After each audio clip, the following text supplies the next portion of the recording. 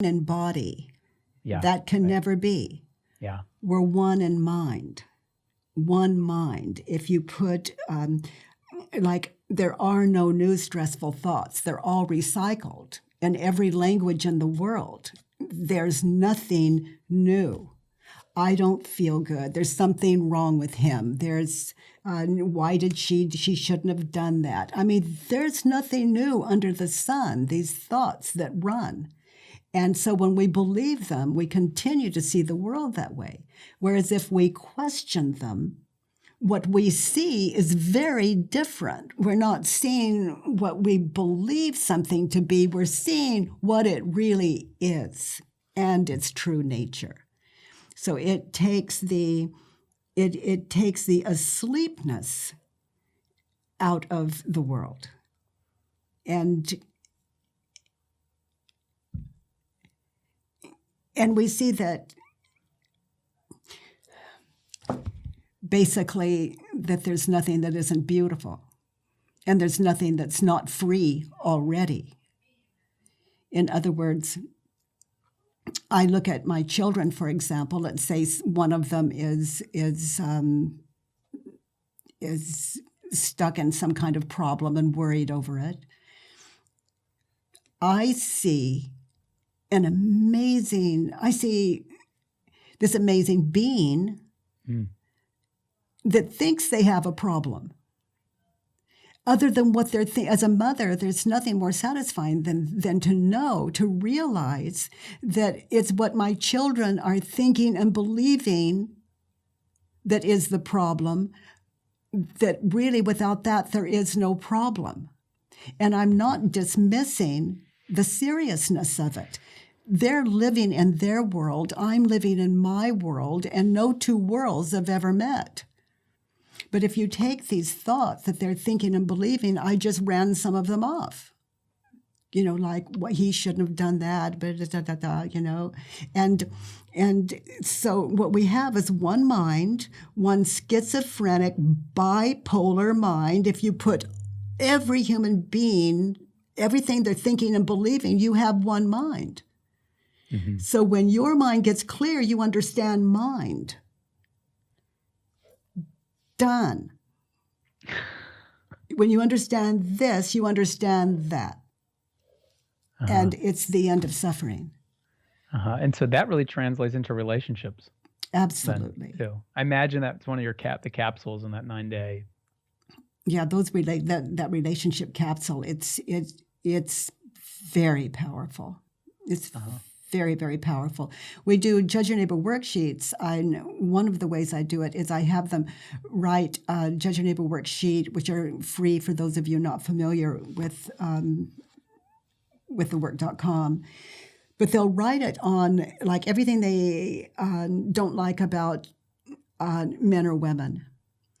And then basically, I could go on and on about that school and that capsule, but it's a very powerful thing to do. So I invite all of your listeners to tell us the outcomes that you see. The outcome, and you might want to edit this out, I don't know, but there are no women, there are no men, there is mind believing. And that makes gender, it makes world, it makes stars, it makes the moon, it makes a you, it makes a me. Mm-hmm. So there's a real sense of connection then. Yes. That comes from that. Yes. Yeah. Oh my goodness, yes. It leaves no one guilty. No one's guilty. Or we believe our thoughts. Yeah. I mean, if I hurt you, I understand why I would do that. I'm believing my thoughts. I have no choice. So if someone, I go into prisons and I understand why they're there. They believe their thoughts. Mm. And when they leave prison, they're still believing the same thoughts that got them in there to begin with. But if they have inquiry, they leave and there's a whole new them going out. They understand why they do what they do and what to do about it. Mm-hmm. So the work is it can take you from problem solving all the way to unlimited, the unlimited. I wouldn't even limit it by saying to no problem. It goes beyond that. It goes into the pure creative mind unleashed. Free. And that is so exciting. And as I watch all these communities, the business communities, the community of governments and nations, when I see individual people, stepping into mindfulness practice, it shifts everything. And it's really exciting. We begin to realize that your freedom is my freedom is your freedom. What's good for you is good for me. That's that sense of that we inter-are in that way. If you say things like, I did the work and smoking quit me. Yeah, it was really weird. Yeah, I did the work and alcohol quit me, and there's nothing wrong with I mean, just the strangest things quit me. Compulsive overeating quit me. Anger quit me. I didn't expect any of it. But everything in what we consider to be a negative quit me. And everything that I considered to be a positive was enhanced. And I had no plan for this. It's just that I questioned my thoughts and I was left as a kinder human being. I was left with what was already there, it seems like. Yeah, with my true nature that's immovable. That to me is a definition that I hold of happiness.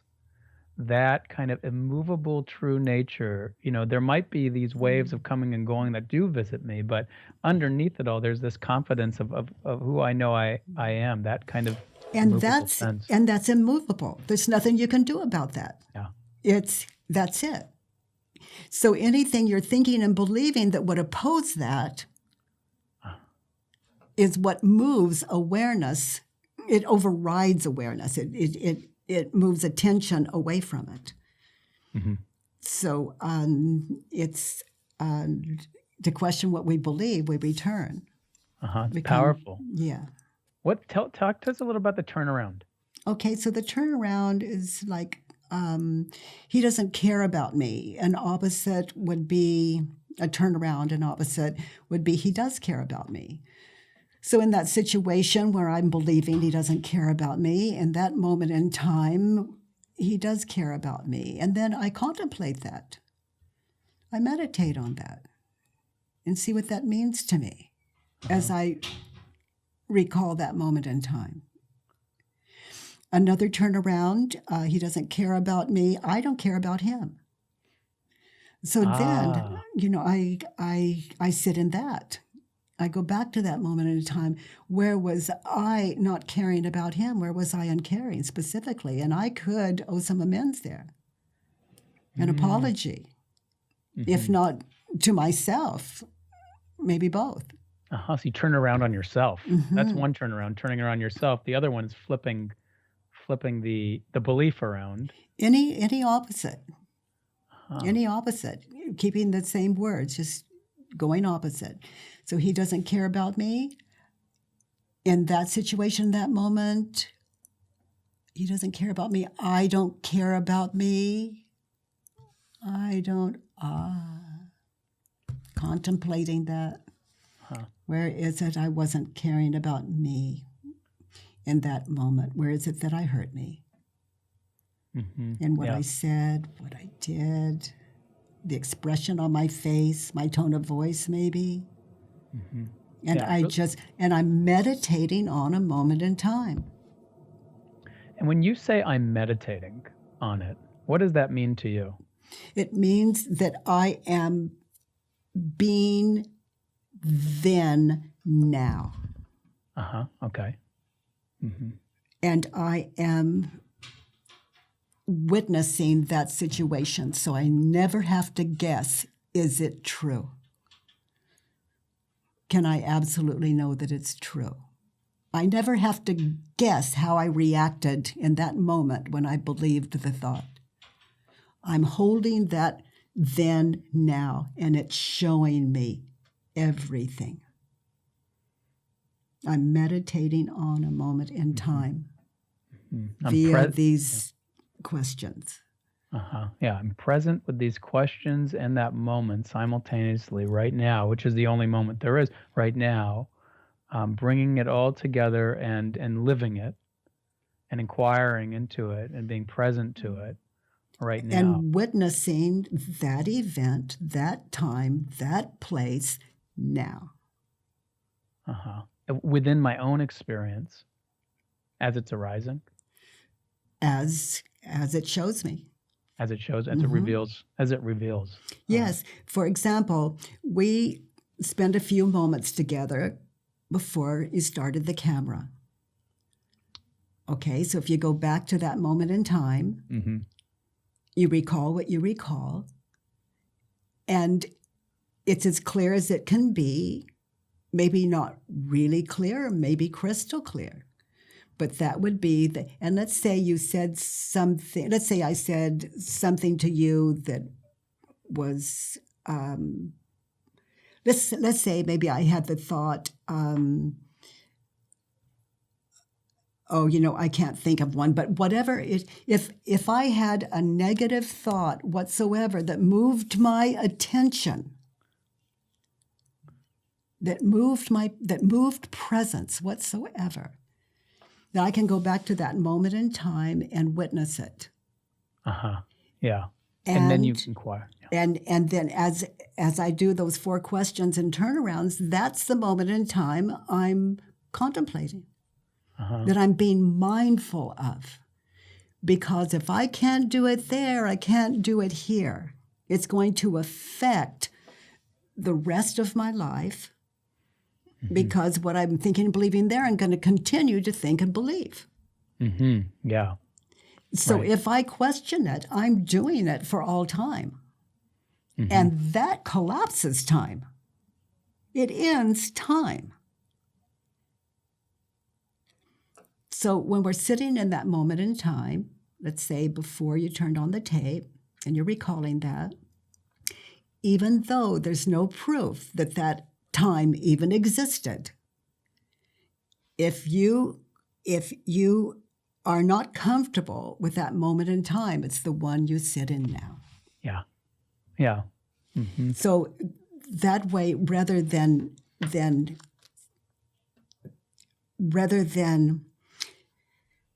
sitting in the present moment and moving thoughts away and coming back to the present moment, we're really looking at the identity being built that would move awareness away from this moment, the I. Identification, like I said, I did, I am. And that may be a lot of words that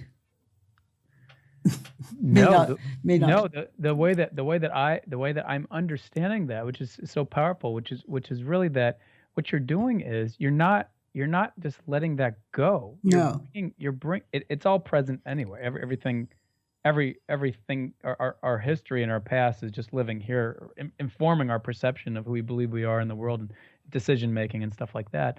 And what you're doing is you're saying, I'm going to take that. I'm going to be mindful of this right now in this moment. Yes. And through these questions, and I'm not going to let that construct just go. And no. Love is the power. I'm not going to say, go away, you're not wanted here. That's not it. We have done that. We can't just not do it try not to do in the world, but do it here. It's got to be done here before we can do it there. So on every thought, I see them as children. They just, like children will cry and scream for your attention until you say, okay, and you sit down and you listen and you get an understanding, and you hold them, Let's be with this. and you're connected. Yeah. But to say, go away, they're going to scream and scream. They're going to get your attention, and thoughts are the same way.